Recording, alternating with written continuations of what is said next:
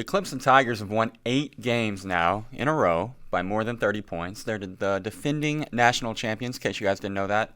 They're the 3 seed. Just, casual 3. Mm-hmm. We're going to talk about the 4 in what is a historic college football playoff.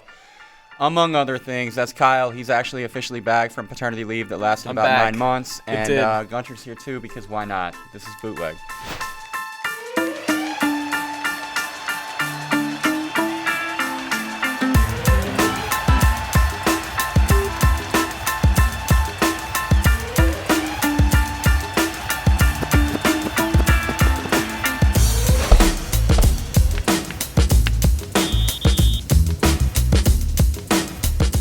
Ladies and gentlemen, again, to reiterate, not a hallucination, Kyle is here. If you've watched FRL, that's not all that surprising to you, but if you've been looking for him on football-related content on Flo, it's been a while. Yeah, it's also been a very long time since Bootleg, right?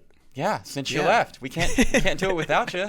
It's not the same, just us two. It just doesn't. Well, I mean, I don't know. Gunter pinch hit pretty good that one time. Yeah, you did a great job that time. You're lucky, actually. You didn't lose your job. I could have just put him in here permanently. Thank God you guys didn't keep doing it. And then I got to thinking about it, and I was like, well, I guess if we're going to do another show before the end of the year, we might as well get Gunter on here too, and that way we get both the people that people actually like listening to alongside me. So here we are.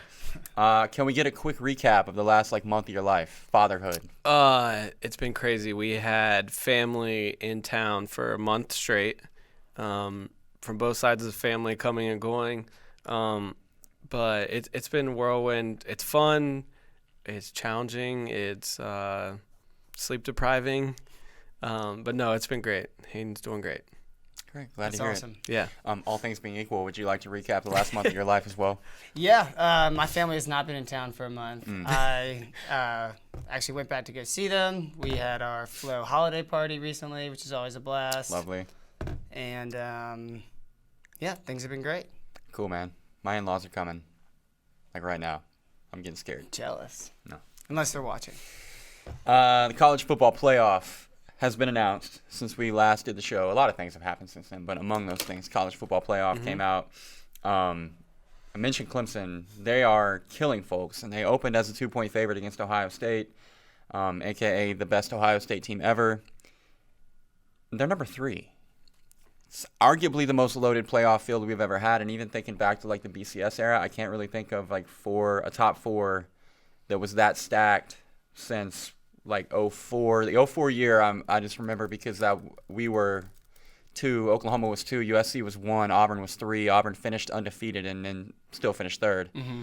And I can't remember. I think Utah maybe was 4. Not important, but those 3 at the top are the most similar trio I can think of relative to LSU, Clemson, Ohio State. In 04, if we'd had a playoff, that would have been pretty cool. Yeah. But we didn't really have to worry about that. Thoughts? Somebody talk besides me. No, I agree with you. I mean, this is the last time, like you said, we've had 3, I think, legitimate leaders of their Power 5 conferences be undefeated at the end of the year. Clemson went into the season number 1 in the country, but they also had the Heisman favorite who didn't even go to New York. So it's people are completely forgetting about this team. Yeah. A lot of it is because after, I think everyone was looking for Clemson to trip up once, and then once they did against UNC, they didn't obviously lose the game, but everyone after that kind of wrote them off and said, oh, they're overrated, and then they don't play anybody the rest of the year, so no one pays attention. So they can't prove they're properly rated. Exactly. But they're still a dominant team on both sides of the ball.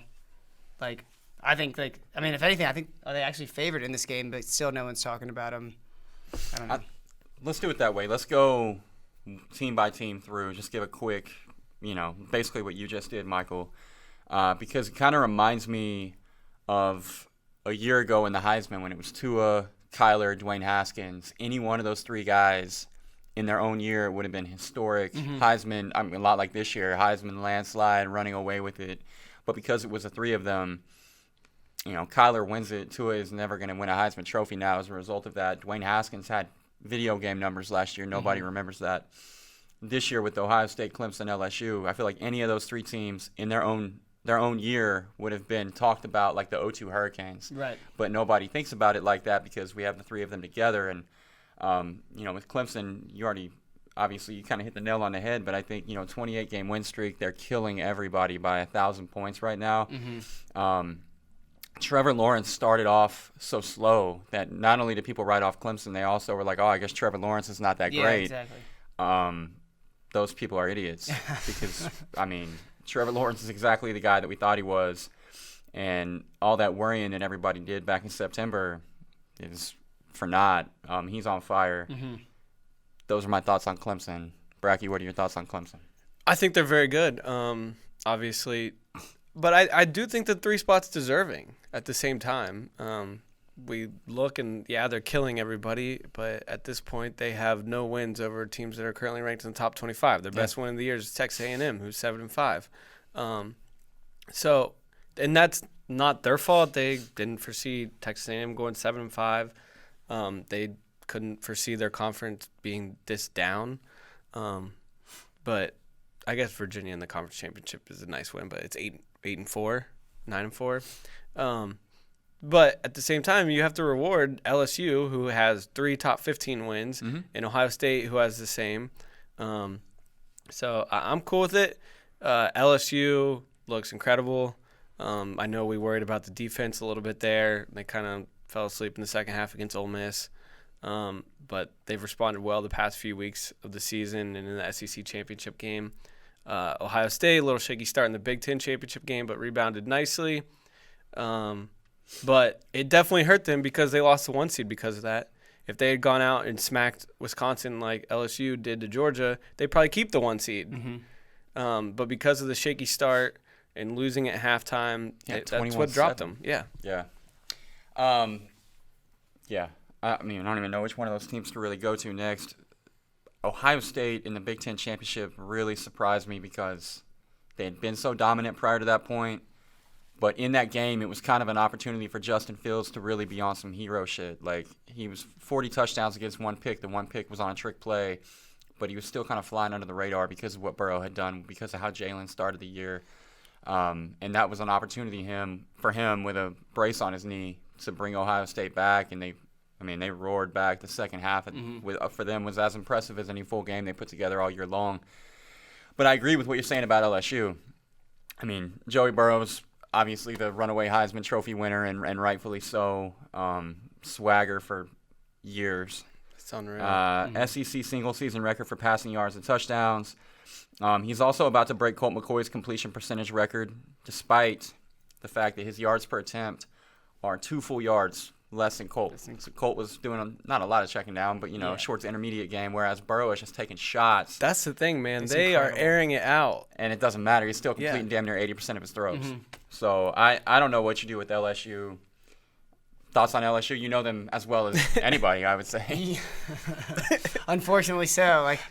The first point on Ohio State is I'm surprised also because it was clear this year how important the 1 seed is because of how you have the top 3. Because of Clemson. Yeah, exactly. No one wants to play Clemson, and so I was shocked that Ohio State didn't come out and just.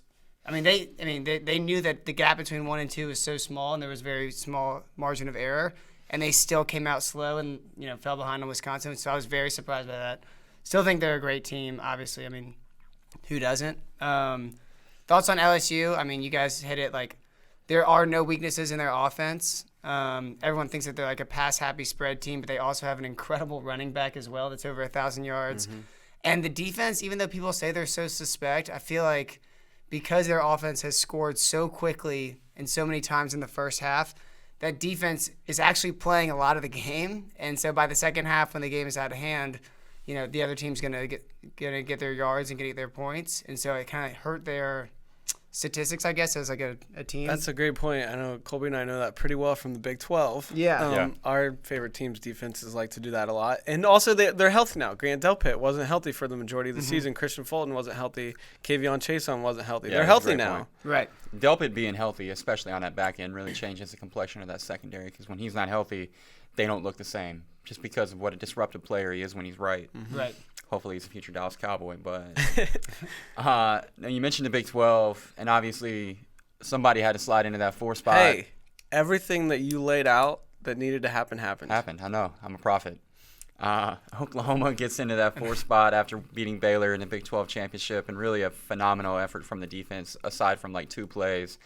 That's a defense that, Kyle, you were telling me they're what, 26, 28? 26. 26. That's a remarkable turnaround for that defense relative to where they were the last couple of years. I mean, they were like in the hundreds last year. Am I right? Yeah, That's insane. They were quite literally among the worst defenses in all of the bowl subdivision. That's an unreal turnaround. Yeah.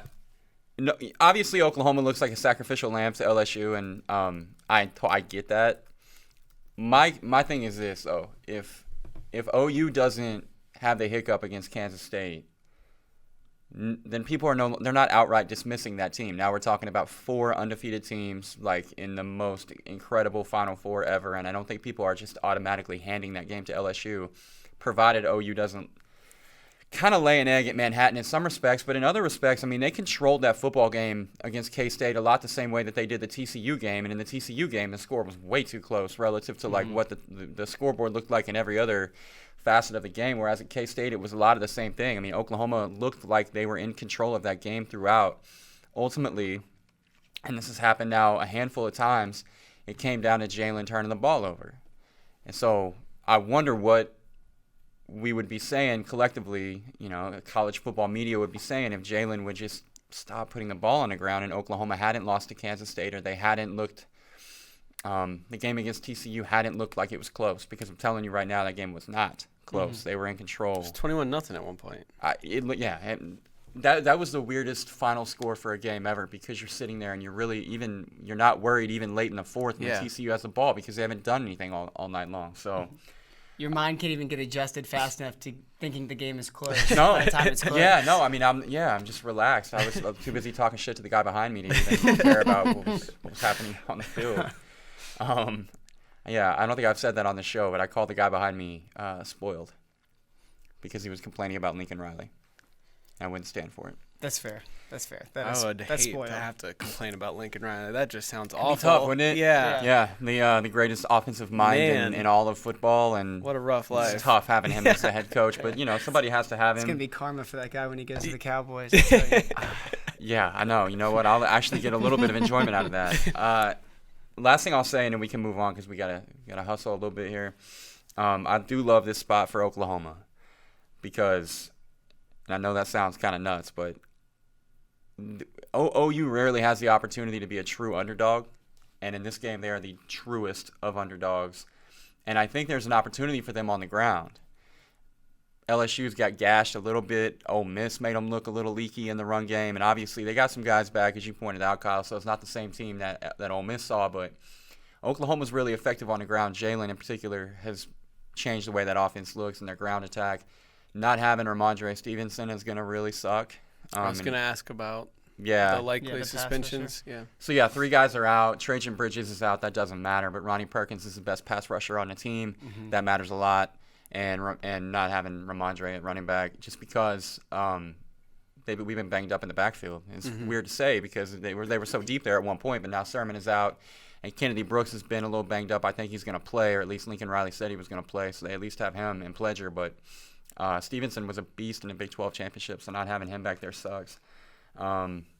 Anyway, all that to say, I think there's a path for success for Oklahoma on the ground against LSU, but ultimately it doesn't matter if you can't cover Jamar Chase and Justin Jefferson and Terrace Marshall, and they can't get pressure on Burrow, then it's gonna look a lot like the SEC championship. Yeah.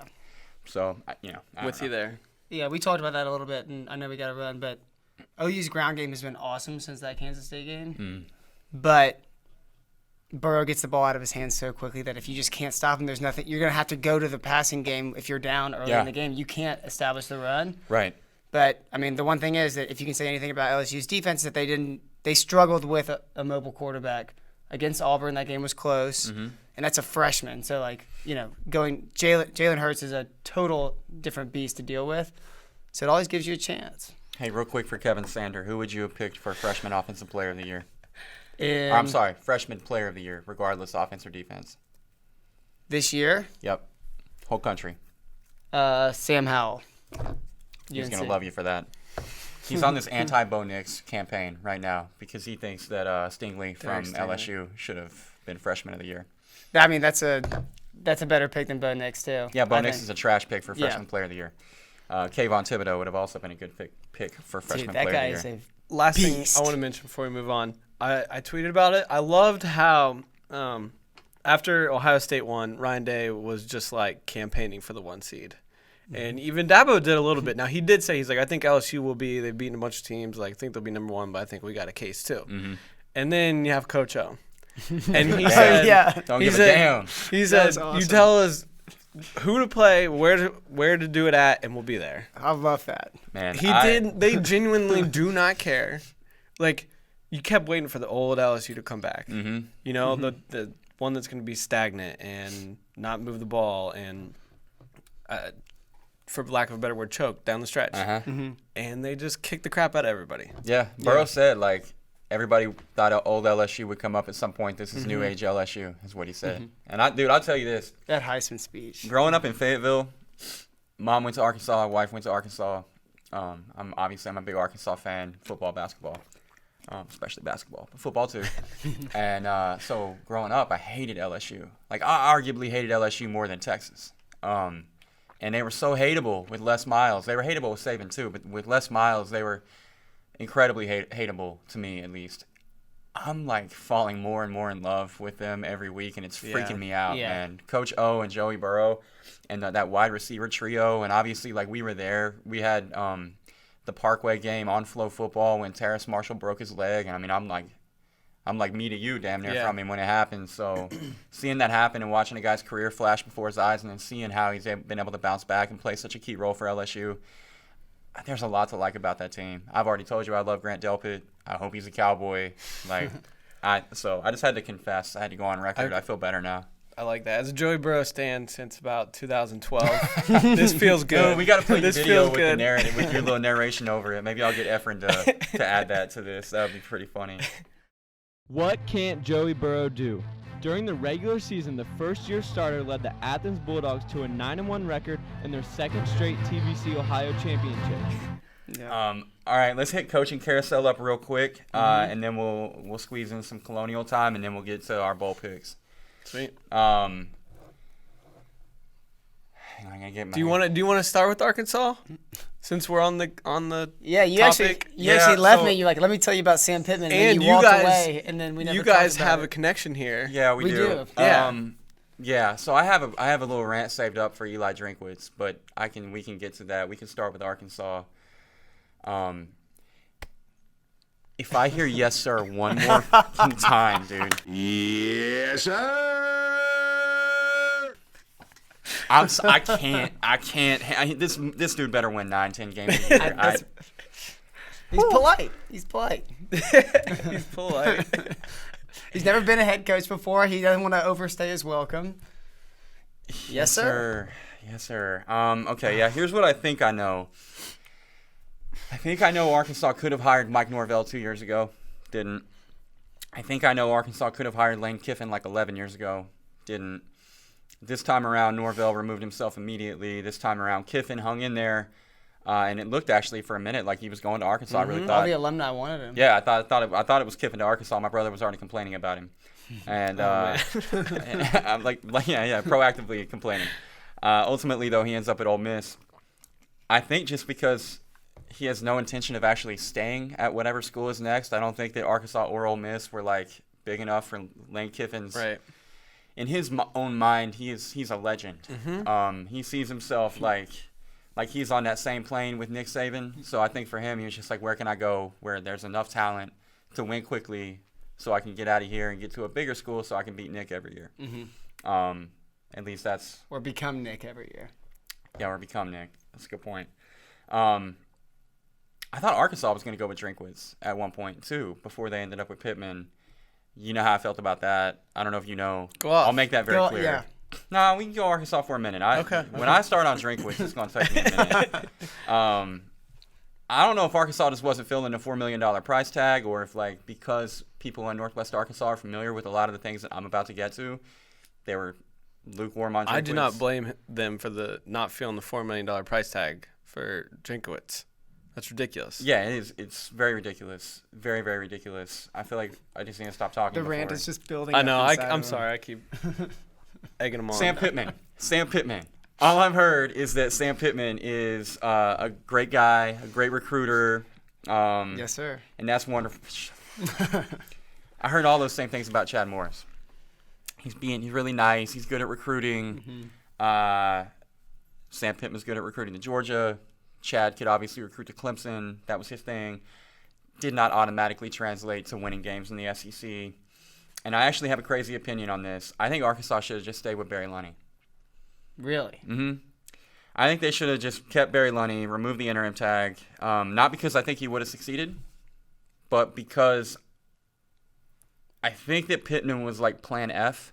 Yeah. And they would have looked way less ridiculous firing an interim Lunney in 3 years than they're going to look firing their third hand-selected head coach over like a 6-year span.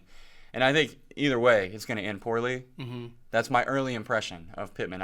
You have to be a special kind of guy to win at Arkansas. Bobby Petrino was in that moment in his career, he was a special type of dude. Mm-hmm. Houston Nutt even had a little special to him. I don't know, man. Pittman just feels like Morris to me. Tell me why I'm wrong.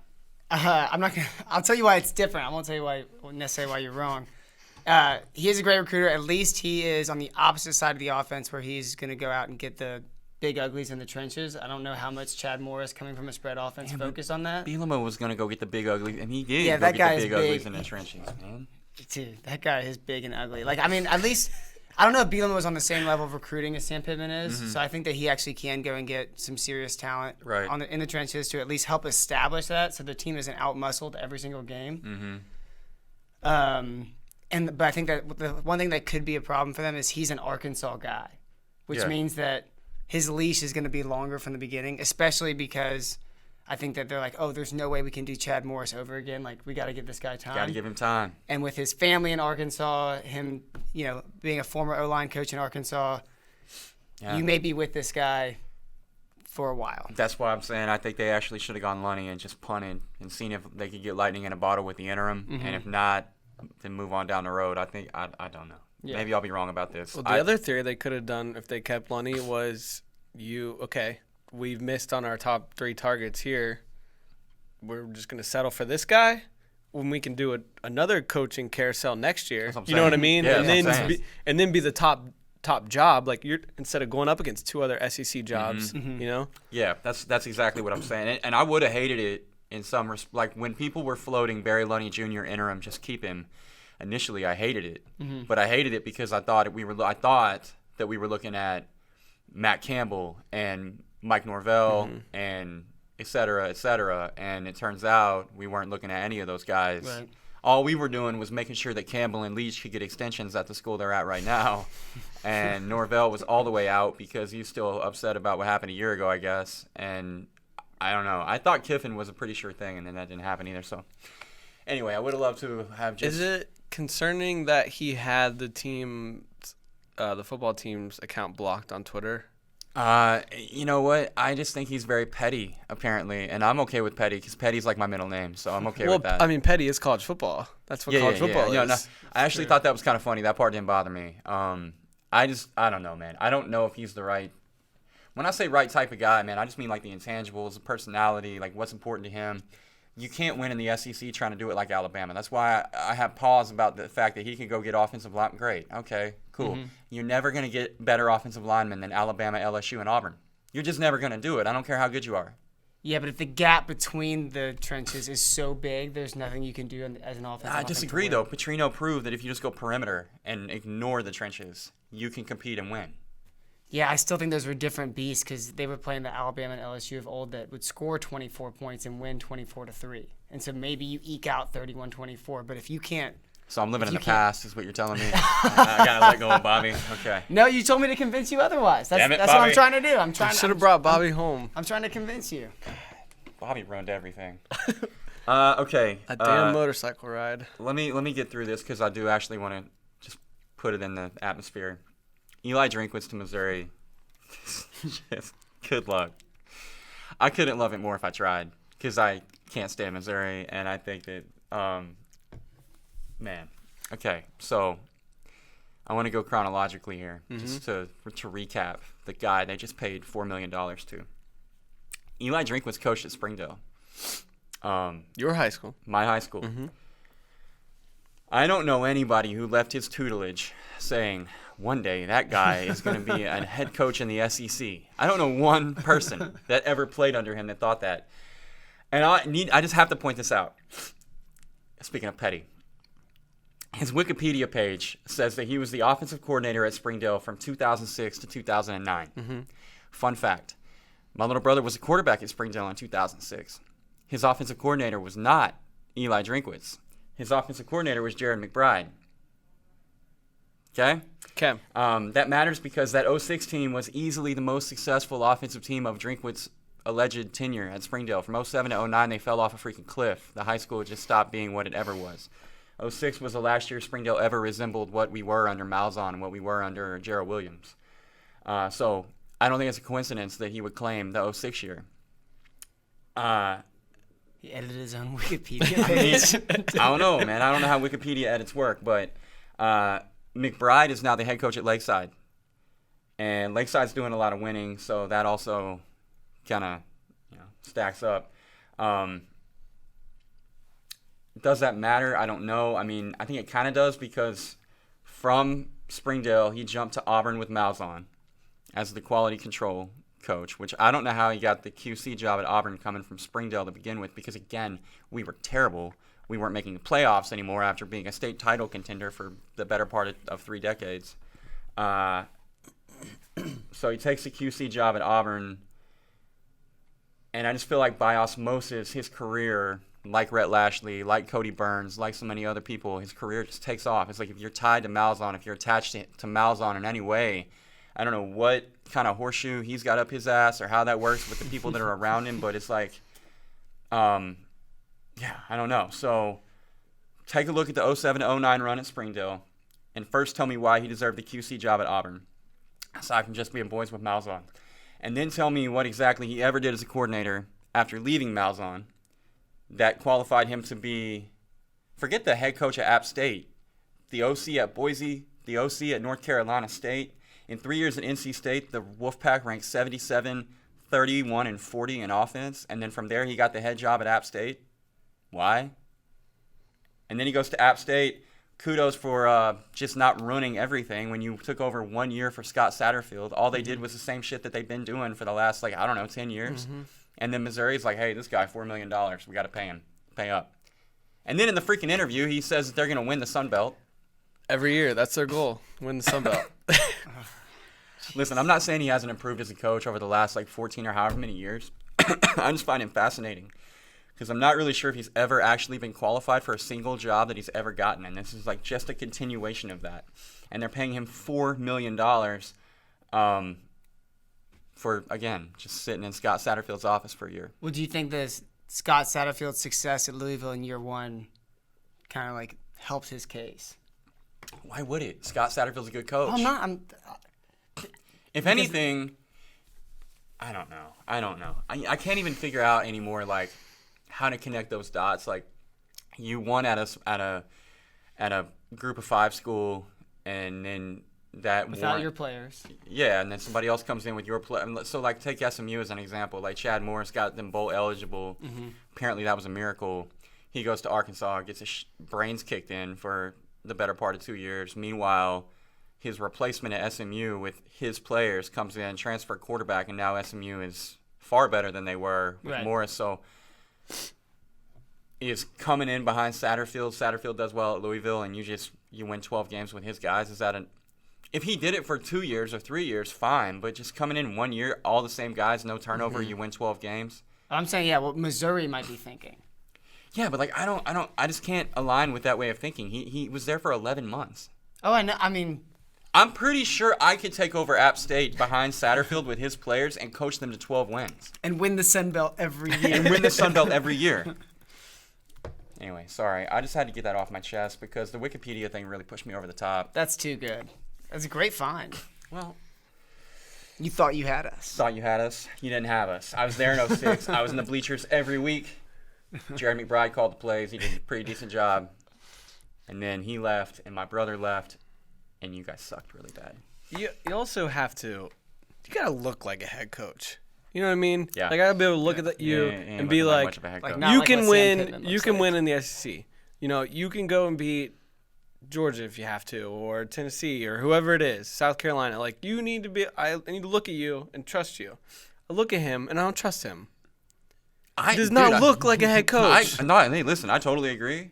But in a completely opposite way, that's also kind of how I feel about our boy from Georgia. Because Sam Pittman looks like an offensive line coach. He does not look like an CEO of the football team. He looks like the most offensive line coach. He Yes. looks like Bielema. Yeah, no, He's from Central Casting from a movie where they needed an offensive line coach. Yeah. And they were like, Sam Pittman, you are the most offensive line coach of all time. Yeah. we were talking about this before the show. The Diet Pepsi he was carrying around yesterday everywhere, and the signing day videos didn't help. No. The 5 players they signed also didn't help. I think it was like 9, dude. I'm sorry. Give him some credit. Miles Slusher, forever. Let's get a quick Colonial time in, and then we'll get back to the bowl picks, and then we'll get out of here before they kick us out. Colonial time, special Colonial time edition. We're going to go for 5 minutes and approximately 12 seconds because we haven't done it in a while. And while we've been away, James Madison has just been ripping through the FCS playoffs as expected. Yep. Last week, 17-0 was the final, right? Yeah. Looked like 77-0. Like, as far as that defense played, there was no way on planet Earth that Northern Iowa was ever going to score. And Signetti actually literally said as much. I found out after the game in the locker room at halftime, went to his offensive coaches and said, hey, just don't screw it up, man. Just don't throw the ball to the other team anymore, because if we just go 3 and out forever, our defense is going to never let them score. They have no shot. And he was right, and they did exactly that. I mean, I'm talking to Kyle during the game, and I'm like, dude, they're literally just running ISO repeatedly. Yep. And it didn't matter. He was dead right. That defense is as dominant as I've ever seen at this level. I don't think there's an offense out there that they can't shut down. Certainly neither of the offenses that are, or none of the 3 offenses that are left on the table. But quick thoughts from JMU's quarterfinal win against Northern Iowa. The lead felt insurmountable once they scored that touchdown. Yeah, like any points on the board, and it was like, well, it's over with. Yeah. No, they didn't allow Northern Iowa to cross midfield until the very last drive of the game, when they were just in like total prevent, like do whatever you want. It's 17-point game with 2 minutes to go. Right. They can do that against North Dakota State. Watch North Dakota State play Illinois State, who is a pretty good defense. They're a top 10 FCS defense, but they're not JMU. They couldn't throw the ball. They struggled to run the ball. They kicked 3 field goals. They can do that. They can do that against Weber this weekend, and they can do that against NDSU and Frisco in a few weeks. I really believe that. It's rather presumptuous that you're already penciling North Dakota State into the final. That's how confident I am in this defense in the run game. Because, like you said, it was like 3rd and 11 with 9 minutes to go in the 4th. They did not even think about throwing the ball. No. It was just a run. Straight up. It was funny because when they finally did throw a couple passes on the perimeter late in the 4th, the TV guys were like, it's been there all night long. I'm like, there's a reason they're not throwing. It's not because they don't think it's there. Yeah, so the deal with Weber State, 31 takeaways this year. Yes. You got to be careful with the ball there, because the only way Weber State is going to beat JMU is if they're getting the takeaways and then, flipping the field and points off turnovers, et cetera, et cetera. And that's what you got to be careful with. Ben DiNucci did have a pick in the end zone. He's had some struggles with that kind of stuff. Be nice. I am. I'm just saying he's had some struggles in bigger games with forcing the ball a little bit. So if they avoid that, maybe stick to those short screen perimeters. They have great receivers that can make guys miss and turn screen passes into huge gains, and then the run game. I think we'll see him in Frisco. Anything else you'd like to add to that, Michael? No, I'm just it's funny that you're automatically putting NDSU, you said, in the finals. Is there a chance that they see the other end of that game, Montana State, in the finals? I don't see it. And if so, do they just walk in? I think North Dakota State is a lot like JMU in that, last week, I think offensively they got to a point where their defense was so dominant, and I don't know this. I could be completely wrong, but I think their defense was so dominant in that game that they just said, you know what? We're just not going to get fancy here at all. We're just going to keep everything real close to the vest and bleed this clock out and move on, survive and advance type of thing. North Dakota State is built that way. JMU is built that way. with respect to Weber State and Montana State, both of whom have really good defenses, I don't think defensively either of those teams are that dominant where they can literally just decide, okay, we're up by 2 scores. Now we're going to punt for the rest of the game. So I think it's pretty safe to pencil in the 2 of them in Frisco. But again, that is contingent on eliminating turnovers this week, because turnovers will change the entire complexion of everything. They have to be careful with the football. And if they get to Frisco, we'll meet them there. We'll take some cameras. We'll do a little all access. I still have to get permission from Chris. Chris, please. It'd be cool because all we have to do is drive up the road. So that'd be a nice change of pace after we went across country to hang out with them. Now they can come hang out with us. Pulling for JMU, obviously a great season in the CAA, about 1 million All-Americans. We've posted, I think, 2 or 3 of those teams on FloFootball.com if you're not aware, the AP and the Hero for sure. So check that out, and hopefully JMU knocks out this next win, moves on to the championship round, and we'll come back next week and we'll talk some more James Madison on Colonial Time. 15 minutes left for us. And it's time to talk about bowl picks. I know this is Gunter's favorite thing in the world here. He's been super fired up about it. He will not shut up. He's been asking me about it for 3 weeks. So here we go. Don't embarrass me in front of the camera. The easiest way to think about this, or at least in my own brain, the easiest way to think about it is just go to the Capital One Bowl Mania. I don't know if I'm allowed to say Capital One on this podcast, but Capital free One ads. Bowl Mania. Yeah. That one's free. The next one on chart will cost you. And just count down or up, however you see it in your brain, from 32 to 41. Those are the picks I care about. Okay, Got it? Mm-hmm. So it's like the 10 you're most confident about. And don't talk for a real long time because we're already down to 14 minutes. Gunter, go first. All right. My most confident. No. 10th most confident. So 10th most confident. Yeah, start at number 10. So I'm just going to pick up one of these random top 10 confident games. Oh, see. What are you doing? I'll just count backwards. So, He's got it. I can do this. I know last year I think I messed up all the confidence numbers. We had to like do all 30, 4, 40, and like I think I had. Kyle was talking about. He didn't even have anything to say about his picks. He was just like, "Oh no, I just kind of liked it." Yeah. And I had 7 that are like confidence 8, and I had to go enter them in the computer, and they all didn't. Whatever. There can be ties. So I will go with Alabama, Michigan. So normally, like, you shouldn't take the teams that you think are going to be on letdowns, but both these teams lost their in-state rival, or both these teams lost their biggest rivals at the end of the year. One was just completely outmatched. The other, the score just didn't match what was actually going on in the box score. But regardless, I think no matter how many Alabama players sit out or don't sit out that are draft eligible, I think that they just talent all around in every single position, every single coaching position. And apparently some of the players like Judy and Devonta Smith have said that they are going to come and actually play, which means that they're actually motivated. Yep. Yikes. Yeah. Alabama. I like that. I like that very much. Kyle, your 10th most sure pick. I will have that game later on. That's what we call a tease. I like that. But I'm gonna go with Hawaii over BYU. Okay. You're gonna sit here and you're gonna tell me that BYU is gonna beat Hawaii on Cole McDonald's home field on Christmas Eve? No. He's got family in town, dude. Ain't happening. He's got family in town. Santa's on the way. Yeah. No shot. Yeah. And I'm also glad this game's back on Christmas Eve. I know, because really that's where it belongs. I was so bored. I was like, what do I do now? I don't know what to... That's where it belongs, and don't ever move it. Ever again. You want points on Christmas Eve. Yeah. I need Cole McDonald throwing 5 picks and 6 touchdowns, because that's what his usual line is. I like it. My number 10, also known as my 32-pointer, is Oregon over Wisconsin. If the same Oregon team shows up that played Utah, I don't know why I should fear Wisconsin, because Wisconsin and Utah are built a lot alike. Both teams trend toward the rushing attack.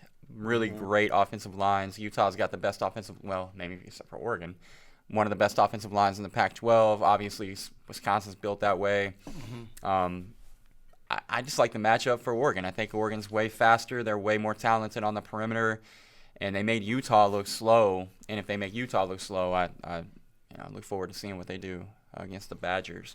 I almost brought the Wisconsin helmet And then I thought that would be stupid if I brought their helmet and then talked about how they're going to get smoked by Oregon. So I didn't bring that one. That wouldn't be nice. I still love Wisconsin, for the record. I just don't love this matchup. So I think Oregon wins the Rose Bowl. I like that pick. What's All your right, next 33. So I'll take the other side of that previous game you were talking about and go with Utah against Texas. Is that how much you don't like that pick? That's the hazard of drinking water while you're trying to talk into a microphone. I know everyone talks about underdog Tom, and Tom Herman shows up as an underdog. I don't even think this game, the Alamo Bowl, qualifies as a big game that they're underdogs for. They're going to get up and win. Dude, they got new KD cleats, though. Yeah, whatever. Like I think that Texas hasn't matched any other team's physicality since that LSU game. Mm-hmm. They've just gotten pushed around. Like every time, even the opponents inferior, like Kansas, was out physical them throughout almost the entire year, and now they're playing against one of the most physical teams in Utah. Mm-hmm. Winningham and the way he prepares that team, and I just don't see them as coming in and playing just a game that they don't care about, even though they lost to Oregon. And it's tough to go back. Trust me, it's tough to lose a game where you would have been in the playoffs and get up for a game against Texas. Speaking from experience last year. But I still think Utah wins that game. Another tease. Well, I can save us some time and All just right. hit retweet because that was my next one, too. All right. Oh, wow. I will have that one later in the show. Okay, look forward to it. I put even more points on that one. 33-pointer for me, Clemson over Ohio State. And we talked about it. Whoa. Yeah. This is going to be a repeat I have of that way down. when they met in the semifinal a few years ago. And, I for one, am shocked. and the Tigers blanked them. They're not going to blank them this time, but they're going to beat them. The complete disregard for Justin Fields and Chase Young I don't care. and J.K. Dobbins. Yeah, don't care. Wow. Yeah, Clemson's going to win by 2 touchdowns. Okay. Bet. Yeah, well, I mean, clearly, 33 points on it. Boom. Okay. Dude, I love it. Skip me because I retweeted the Utah. Yep. Go back to you. 34 Okay. points. I'll pick one I'll pick Utah State over Kent State. I know it's not a big, high-profile game. Nice and Can't early. wait to hear the analysis on this one. I think Jordan Love's last game. He's going pro. I think He's not going pro. He's going to Oklahoma. No, I think now he said he's going pro. Oh, okay. I thought that was the same thing. Sorry, man. Dude, don't worry. Y'all get De'Aaron King. You'll be fine. But I think that he's the most talented player on the field by far, and Kent State can't stop anybody. So I think Utah State Gunter's will been studying up on his hang action. 50. No, he's right. I don't know how Kent State made a bowl game. Not good at football. My 34-pointer is Florida over Virginia. I really like the way Florida's defense is playing. I just don't see Virginia beating them. I know he has not done it in like super convincing, sexy fashion, but Florida won 10 games again. I know. It's weird. Dan Mullen just keeps doing it. I mean, it's not pretty, but they keep doing it. Yep. Dude, he's a weirdo. Yeah, I feel like I'm going to get us all out of order if I keep doing this, but I, too, am on Florida and Virginia. I actually had that one at 37. Okay. But, again, retweet too. all the things that you just said. You too?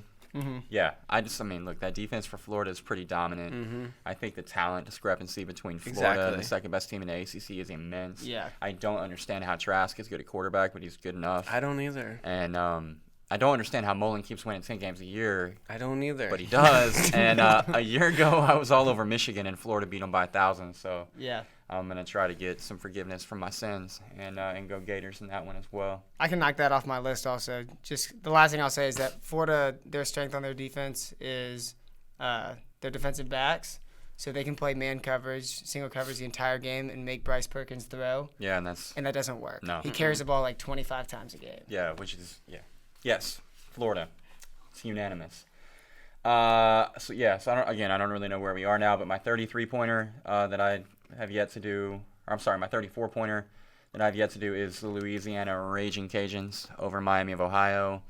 The only 2 games Louisiana's lost all year, or the only 2 teams they've lost to, I should say, are Mississippi State and App State. Mm-hmm. That's not bad. They lost to App State again in the Sun Belt Championship game, but again, I think that they're just in a different class ahead of Miami. Offensively, they're ground and pound team. Obviously Elijah Mitchell with 1,092 rushing yards. I remembered that stat right off the top of my head. But another few things I remembered right off the top of my head was that Levi Lewis has thrown for 2,804 yards, 24 touchdowns, 4 interceptions. Love that touchdown interception ratio. Yep. And so go Louisiana. We gotta go quicker, boys. 2,804 yards. We got You're 6 right, Kyle. minutes. I'm sorry, man. It's just so much fun. I know it is fun. I like it. All right, UCF over Marshall. Cool. Just because. Love it. Yep. Suck it, Kyle, Marshall. what do you got? You're a community college.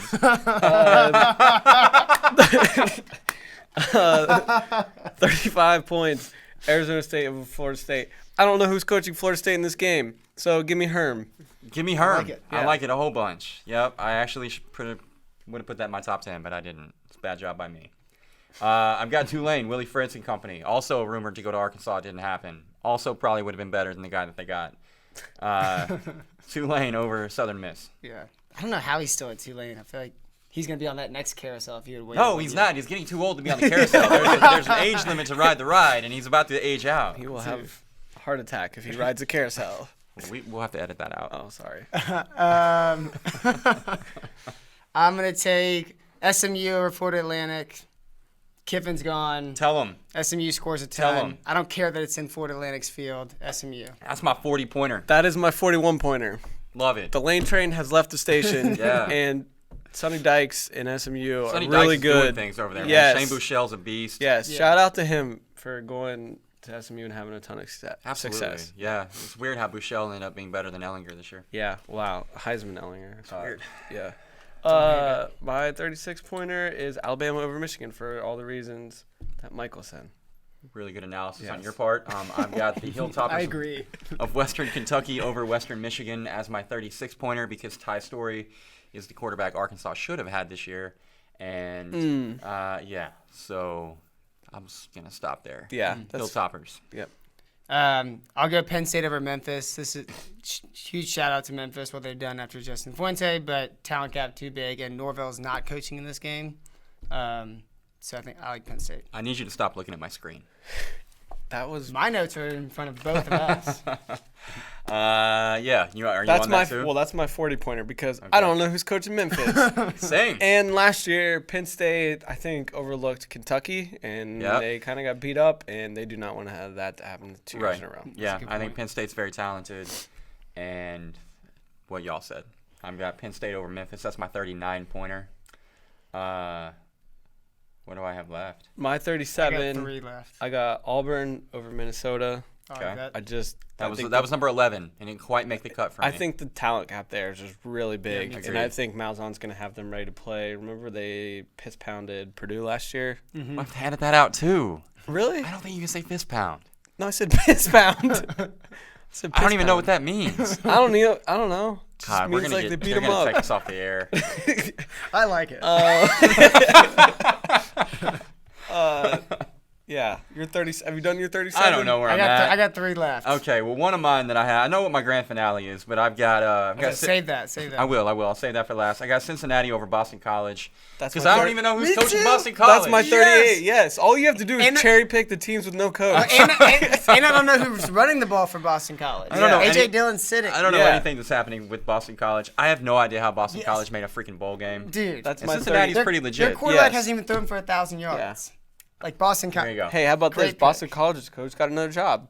I know. How? No one knows. Because he's a dude. Colorado State. He's a guy He is being a dude. Yeah, Yeah. he's a guy being a dude. Because he And knows that's- Gus Malzahn. That's really important. Yeah, maybe that's it. Yeah. All right, so That was my 38. I think I only have one more. all right, I got 2 left. All right, knock one out. You got 1 Go. left. I actually don't. I lied. You've all said them all, but I want to make fun of Tom Herman. so- Okay. Oh, that's awesome. I got 2 left. One of mine is LSU. I hate you. I didn't put it on here just because I didn't want to hurt Colby, but I'm very confident in LSU as well. But it's not my number 1. It's not my number 1. It's not my number 1. I don't want to hurt you, so I didn't put it on there. What do you have to say about Tom Herman? Oh, Tom Herman. Did you see that idiot flipping off the cameras yesterday? Yeah, I did. You Recruiting showed day? it to me. Yeah. What a jerk. What a jerk. Also, he had to apologize for it, too. Yeah, and then he made up some BS story. He said that he was. He's like, oh yeah, I was just telling my first Red River rivalry memory and how they treated us. Yeah, I bet. No, you were just being Deflect. Put that back on OU. Yeah, it's OU's fault that I flipped off the camera. You were being an arrogant jackass and just like, oh, this stupid camera's gonna be in here all day. You know what? I love Tom Herman, and I hope he never is. Yeah, I bet he's. Also, I don't know if you saw, I have a tweet kind of semi-viral of making fun of Tom Herman not being able to swing a sledgehammer. Yeah, that's a great tweet. Good job. And also, Kyle Whittingham 11-2 in bowl games. Oh, write that down. Book it. I like that a lot. Mm-hmm. You have one left? Yeah, my number one is with my freshman of the year that we talked about being the year, Sam Howell. I think what Mac Brown's done at UNC is incredible. It's a good job by Mac. The culture is awesome. Players are having fun. They just almost like Texas should have kept him. Top 25 recruiting class. He looks 10 years younger. Like he dances. He'll remind you, he's substantially younger than Nick Saban. He dances. He is? Yes. I didn't Mac know that. Brown? Are you sure? Pretty sure. He's younger. Look it up. Google it. Google it. Google it. That's right. Google it. I'm looking it That's up. amazing. He looks like he could be Pete Carroll's dad, and like Pete Carroll is sneaky like old. 70. They're the same I know. age. Like I said, Mac is the same age Regardless, as Nick Saban. yeah, Mac Brown. I don't know. Mac Brown's like 2 months older. I don't know how We'll he's. edit that out. That's fine. I don't know how he's done it, but UNC here, big. I love what they're doing. All right. Ceiling is the roof. I need your attention, please. My 41-pointer is LSU over Oklahoma. So you set us up at the beginning of the show. I did. Told us how Oklahoma's going to win, and you like the spot, I do. and you don't even believe in them. No, I don't. I don't believe in that secondary. That secondary is the worst part of that football team. It is painful to watch. They don't have a single guy in that secondary that scares anybody at all. Buki Radley-Hiles talks all the shit, does none of the things. Like, he just runs around out there doing this. And he's might be the best player in the whole secondary. I don't know. Trey Brown at corner, no thank you. Both those safeties are just like pedestrians off the street. So couldn't hate watching that secondary play more, I thought. But then I realized they now have to chase around Jamar Chase. I see what I did there. Terrace Marshall, Justin Jefferson, and now just to add Thaddeus a little Moss. Now just for good measure, Ronnie Perkins isn't there to rush the passer. Yeah, that helps. I have no idea how they're going to get pressure on Burrow. It's going to be a bloodbath. Wow. You're just playing this underdog role times 10. Like, you're just. Okay. Yeah, Dang. it's reverse jinx. Mic drop. right. Mic dropped your own team. Okay, well, 12:01, we shocked. did a good job. We do actually have to leave, or Yeah. we will be forcibly removed. This is probably the last podcast we're going to do this year because I'm realistic, and next week is Christmas. And so is there anything that either one of you would like to say? Keeping in mind that you will never speak again in 2019. Merry Christmas, everybody. I'm trusting the climb. Suck it, Dana Holgerson. You can recruit well enough to win the Big 12. Have fun with your 90th ranked recruiting class. I'm just happy to be here. Merry Christmas. Yeah, I love you guys. I don't. Yeah. Love you guys. Okay. Bye.